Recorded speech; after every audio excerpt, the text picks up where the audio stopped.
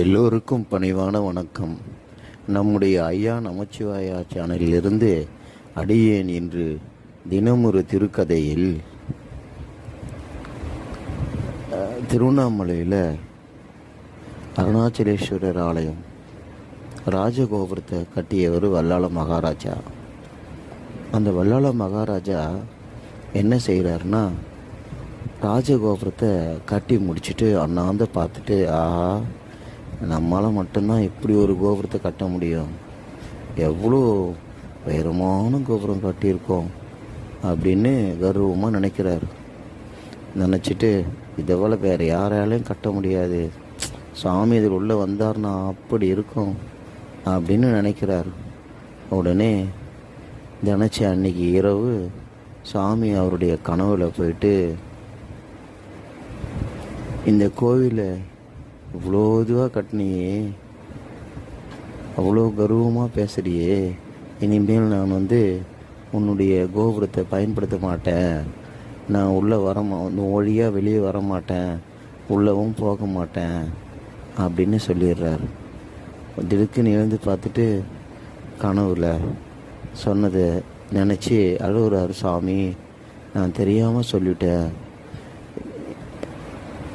உன்னால் தான் இது முடியும், நீங்கள் நினச்சதால் தான் என்னால் இந்த கோபுரத்தை கட்ட முடிஞ்சுது அப்படின்னு தான் நான் சொல்லியிருக்கணும், ஏன்னா உன் அருள் இல்லாமல் இது நான் கட்டியிருக்க முடியாது, தப்பு சாமி, நான் நினச்சது மன்னிச்சிட்டு சாமி அப்படின்னு சொல்லிட்டு அழுகுறாரு, வேண்டாரு.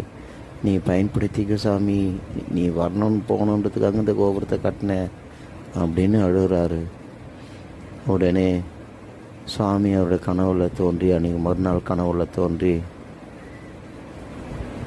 நான் சொன்னது தான், வேண்டும்னா வரும்போது இந்த வழியை நான் ராஜகோபுரத்து வழியை பயன்படுத்துகிறேன், போகும்போது நான் பயன்படுத்த மாட்டேன் அப்படின்னு சொல்லிடுறாரு.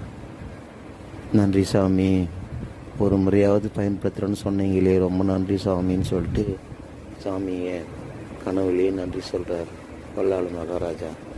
அதனால தான் இன்றைக்கும் பார்த்திங்கன்னா சாமி வெளியே வரும்போது ராஜகோபுரத்துக்கு லெஃப்ட் சைடில் இருக்கக்கூடிய திட்டி வாசல் வழியாக தான் சாமி வெளியே வருவார்.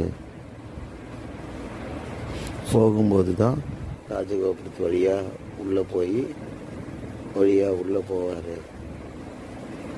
இந்த வல்லாள மகாராஜா இறக்கும் தருவாய் வரும்போது சாமிக்கிட்ட முறையிடுறாரு. சாமி, எனக்கு குழந்தைகளே கிடையாது, நான் இறந்தனா யார் எனக்கு கொல்லி போடுவாங்க, நான் உன்னைதானே நினச்சிட்டு வாழ்ந்துட்டுருக்கேன், எனக்கு நீ தான் எனக்கு எல்லாமே செய்யணும் அப்படின்னு சொல்லி சாமி பாதத்தில் விழுந்து வணங்கி அழுகிறாரு. வயசான பிறகு, அவர் இறந்துட்ட பிறகு மாசி மகத்து அன்னைக்கு சுவாமி அவருக்காக திருவண்ணாமலையிலேருந்து சின்ன காங்கேயனூர் அப்படின்ற ஒரு பள்ளிகொண்டாப்பட்டுன்னு சொல்லுவாங்க, அந்த ஊரில் இருக்கிற ஆத்தங்கரைக்கு போவார். போயிட்டு வல்லாள மகாராஜாவுக்கு ஈமச்சடங்குகள் செஞ்சு, மகனாக இருந்து ஈமச்சடங்குகள் செஞ்சுட்டு ஆற்றுல குளிச்சுட்டு சாமி கோயிலுக்கு திரும்புவார். இது இன்றைக்கும் ஒவ்வொரு வருஷமும் மாசி மகத்தன்னைக்கு இது நடக்குது. இப்படி சாமி வல்லாள மகாராஜாவுக்கு மகனாக இருந்தது எவ்வளோ பெரிய சிறப்பு பார்த்தீங்களா. சுவாமியே மகனாக ஈமச்சடங்குகள் செய்கிறாரு. அதன் பொருட்டு எல்லோரும் மாசி மகத்தன்னைக்கு மூதாதையர்களுக்கு, இறந்த தாய் தந்தையர்களுக்கு அந்த ஆத்தங்கரையில் தர்ப்பணம் கொடுப்பது வழக்கம். இன்றைக்கும் அது காலகாலமாக நடந்துட்டு வருது. சாமி கூடவே போயிட்டு ஆற்றுல குளிச்சுட்டு தர்ப்பணம் பண்ணிட்டு வருவாங்க. இதுபோல் சுவாமியினுடைய அற்புதமான அன்பான விஷயங்கள் உங்களுக்கு பிடிச்சிருந்ததுன்னா சந்தோஷப்படுங்க, பிடிக்கலன்னா வருத்தப்படாதீங்க. திருச்சிற்றம்பலம், திருச்சிற்றம்பலம்.